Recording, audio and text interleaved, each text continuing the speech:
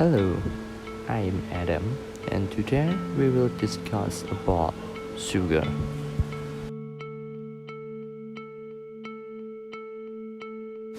Nowadays, sugar is a common ingredient and able to be found easily around us. But in the past, it wasn't. Sugar was an expensive and exclusive ingredient back then. In addition, only rich people can afford sugar on that moment. When the Dutch comes to Southeast Asia, or Indonesia to be precise, and colonized them, they built their own sugar plantation in order to fulfill sugar needs on the global market. Please take note that Java, as one of the Dutch colonial territory, take the second position as the biggest sugar exporter in 18th century, just one level below Cuba. It is because there are more than 193 sugar factories in Java, which most of the factory was owned by Europe and Chinese entrepreneurs. Yet, that doesn't mean all of the sugar factory was owned by the Western. There is also an indigenous person who owned a sugar factory back then. It is Mangkunegara the Fourth. Mangkunegara the Fourth was a royal member of Mangkunegara, a royal principality in central Java that exists since the 18th century. Mangkunegara the Fourth established two sugar factories. The first one is Tasikmadu Sugar Factory, established in 1861.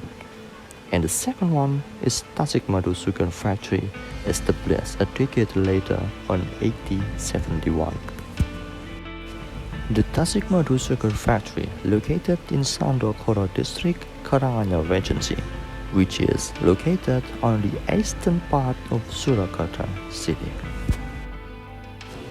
The idea on establishing sugar factory comes when Mangkunegara the Fourth visiting his son-in-law who worked for the Dutch administration in Denmark.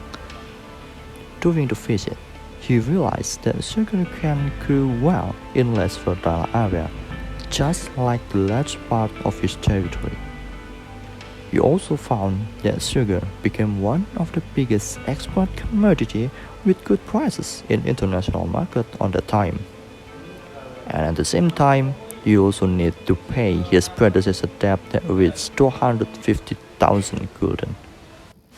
Based on what he found, Mangkunegara the Fourth started establishing its own sugar industry.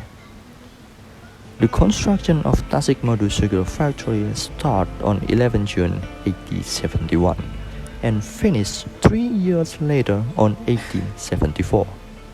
Once the construction completed, it began immediately milling sugarcane. The production of Tasikmadu Sugar Factory was irregular at first. It only went on when the coffee production generated less profits. The production was more regularly carried out after the factory management had a consignment contract with the Netherlands Handelsmaatschappij or NHM in Semarang. Since then, the NHM provided capital needed for the production process of the factory. The sugarcane plantation started growing and the sugar demand increased significantly. In order to fulfill the sugar demand, Mangkunegara the Fourth converted indigo plantation in Kutuan Sragen into sugarcane plantation. The machines used at the Tasikmadu Sugar Factory are also imported directly from Europe. The machines at the Tasikmadu Sugar Factory already use modern machines such as double effect machine installed in 1873, a triple effect machine installed in 1875, and a carbonation machine installed in 1876. The shape of the Tasikmadu Sugar Factory is also based on the same European-style building, which gives a luxurious and exclusive impression.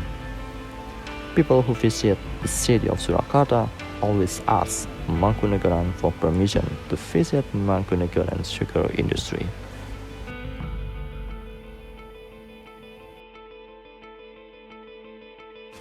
By the time Tasikmadu Sugar Factory producing sugar, at least there are two events since Mangkunegara the Fourth death that affect Tasikmadu Sugar Factory production.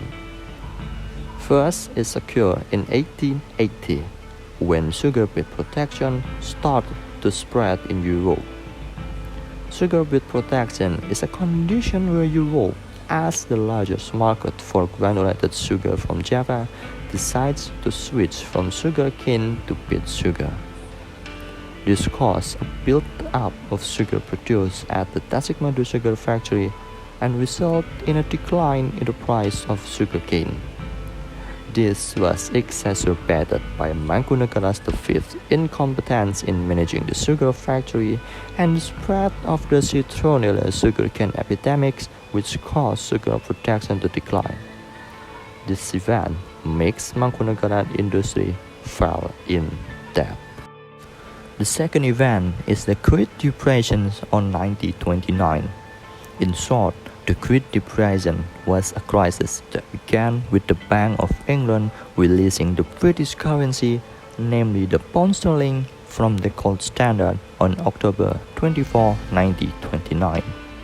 Subsequently, the stock exchange on Wall Street, New York, and the stock exchange in London experienced a drastic decline, which had implications for world economy. The chaos in the world economy also has an impact on the sugar production of the Tasikmadu Sugar Factory, where demand for granulated sugar is decreasing rapidly and production results are piling up. Apart from that, the land area of the Tasikmadu Sugar Factory has also been reduced drastically. In 1929, the area of Tasikmadu Sugar Factory was 2,570 hectares. In 1930, it decreased to 2,429 hectares, while in 1937 it fell to 1,550 hectares. Today, Tasikmadu Sugar Factory is no longer active. Tasikmadu Sugar Factory milled sugarcane for the last time back on 2021.